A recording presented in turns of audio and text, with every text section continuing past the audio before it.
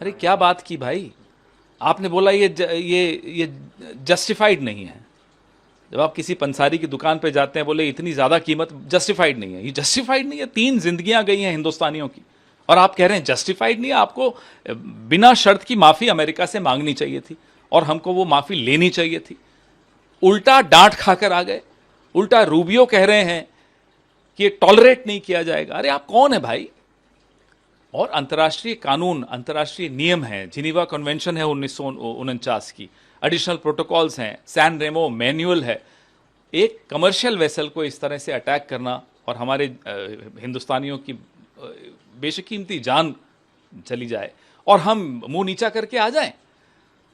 ये आईएनएस देना के वक्त अगर हमने आवाज उठाई होती तो आज ये दिन नहीं देखना पड़ता। तब भी हम चुप रहे, आज भी हम चुप हैं।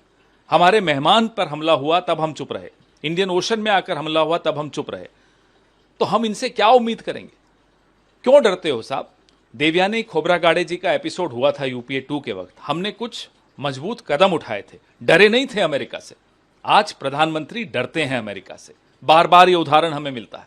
G7 पे जा रहे हैं, वहां मुलाकात करेंगे, हमें पूरा भरोसा है कि प्रधानमंत्री एक शब्द उनके मुंह से नहीं निकलेगा हिंदुस्तान के 3 नागरिकों की हत्या के। ये हत्या है, उससे कम कुछ नहीं है, और अमेरिका के हाथों में हत्या हुई है। और उल्टा चोर कोतवाल को डांटे, हत्या भी वो करेंगे, हमें डांटेंगे भी वो, और हम डांट खा के आ भी जाएंगे। क्या दबाव है अमेरिका का जयशंकर पर या नरेंद्र मोदी पर? यही तो हम बार बार पूछ रहे हैं। ये ऑपरेशन कीचड़ का एक और नया अध्याय है।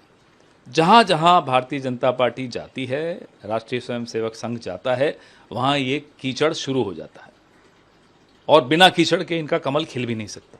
जहां इनका कमल खिलेगा वहां कीचड़ आएगा, जहां कीचड़ आएगा वहां इनका कमल खिलेगा। और अगर इनमें से कोई भी ईडी सीबीआई से बचने के लिए बीजेपी की तरफ चला जाता है, उनकी वॉशिंग मशीन की तरफ चला जाता है, सब ठीक है, सारी फाइलें बंद हो जाती हैं। ये महाराष्ट्र में हुआ, ये अब बंगाल में होता हुआ दिख रहा है, और कई राज्यों में आपने ये होते हुए देखा। राहुल गांधी एक कैंपेन लॉन्च कर रहे हैं, आप 4 अलग-अलग राज्यों में जो है मुलाकात करेंगे बच्चों की, इसका क्या ऑब्जेक्टिव? आज भारत का नौजवान बहुत रोष में है, दुखी है, उसको लगता है उसके साथ धोखा हुआ है, और हुआ भी है। उसका पूरा भविष्य अंधकारमय हो रहा है। ऐसे में राहुल गांधी एक ऐसे नेता साबित हुए हैं इस देश के, जो उन नौजवानों के साथ खड़े हैं, उनकी आवाज़ उठा रहे हैं और सरकार पर दबाव बना रहे हैं। इसी सिलसिले में हम ये एक सीरीज़ शुरू कर रहे हैं। 17 तारीख को कोटा से शुरू कर रहे हैं, जहां राहुल जी संवाद करेंगे नौजवानों से, उनका दुख साझा करेंगे, उनकी चिंताएं साझा करेंगे, और उनकी आवाज़ पूरे देश में फैलाएंगे।